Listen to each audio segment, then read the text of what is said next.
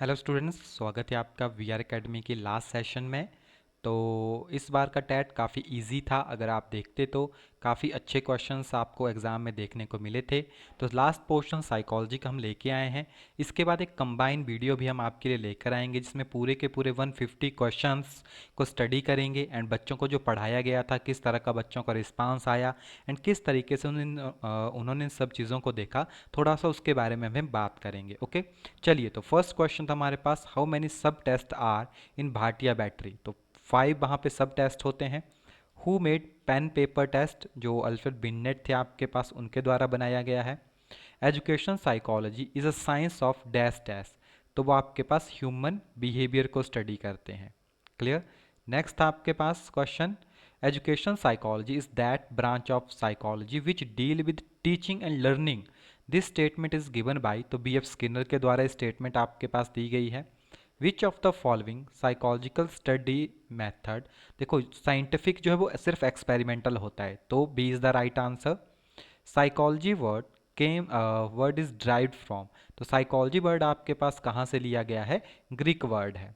First laboratory William Wundt जो थे उन्होंने आपके पास एस्टेब्लिश की थी। Major contribution of psychology in the field of education, education में सबसे ज़्यादा जो है वो सब्जेक्ट ओरिएंटेटेड एजुकेशन। ठीक है, मेजर पूछ रहा है यहाँ पे। ठीक है, बाकी सभी में होता है, टीचर ओरिएंटेटेड भी होती है, एक्टिविटी भी होती है, चाइल्ड भी होता है, लेकिन मेन जो होगा वो होगा सब्जेक्ट ओरिएंटेटेड। तो last stage of psychosexual development is a genital stage होती है आपके पास, जो लास्ट वाली होती है। Which of the following is control by thyroid gland, तो मेटाबॉलिज्म को कंट्रोल करता है। Learning is dash dash change in behaviour, तो लर्निंग जो है वो परमानेंट चेंज होता है बिहेवियर में। Okay, for how many second short term memory hold information, तो short term memory less than 30 second तक जो है इन्फॉर्मेशन को होल्ड करके रख सकती है। Two factor theory Charles Spearman के द्वारा आपके पास दी गई हैं। How many stages of Erik Erikson, तो 8 स्टेजेस उन्होंने आपके पास एक्सप्लेन की थी। Law of learning are given by, तो थॉरेनडाइक के द्वारा आपके पास लॉ ऑफ लर्निंग दिया गया है। Each egg cell has chromosome, प्रत्येक अंड कोशिका में गुणसूत्र है। देखो, चाहे मेल हो गया चाहे फीमेल हो गया, दोनों में एक्स एक्स प्रेजेंट होता है। ठीक है, वाई जो है वो स्पेशली मेल में होता है, वाई वाई किसी के अंदर नहीं होता। तो एक्स एक्स जो है आपके पास वो फीमेल्स के अंदर, तो एक्स बेसिकली कॉमन है इनमें। प्रोग्रेसिव मैट्रिसेस टेस्ट, तो रावण जो है उनके द्वारा आपके पास प्रोग्रेसिव मैट्रिसेस टेस्ट जो है वो दिया गया है।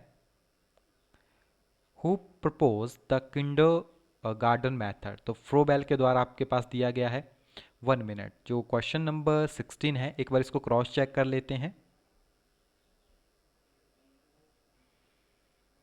इस बार 2-3 क्वेश्चन आपको ना बायो से पूछे गए थे, है ना। तो 2-3 क्वेश्चन आपको बायो से भी यहाँ पे पूछे गए थे।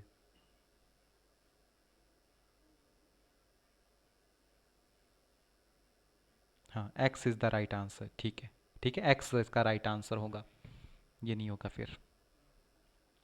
मॉस्लो थ्योरी, तो बेसिकली थ्योरी ऑफ नीड भी आपके पास इसको बोलते हैं, B is the right answer.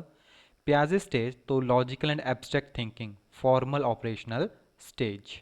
What is the IQ, अगर आपके पास मेंटल एज इक्वल है क्रॉनिकल एज के, तो एवरेज है, तो अराउंड 100 के आसपास आएगा।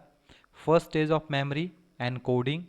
लेवर्गास्काई play significant role in the development of conceptual, देखो उन्होंने सोशल लर्निंग की बात कही थी। ठीक है, social isolation. Skinner theory of operant conditioning is based on तो स्किनर की थ्योरी ही कंडीशनिंग है। ठीक है, तो कंडीशनिंग थ्योरी आपके पास operant conditioning. Pavlov belong to which country, तो एक रशियन थे आपके पास ये।